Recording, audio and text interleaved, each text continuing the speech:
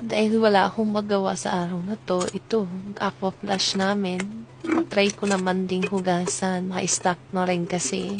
So, tinry ko na rin din i-video yung kung paano maghugas ng tamang aqua flash. So, ayan na siya.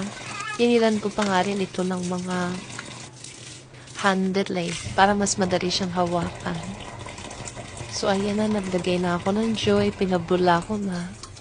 So, ito yung technique sa paghuhugas. O, ayan, para hindi ko na kailangan bumili ng bottle brush para pang linis sa pinakaloob ng aqua flash ko. Effective kaya yan sa lahat. So, kasyang-kasya yung pinakakamay ko, diba?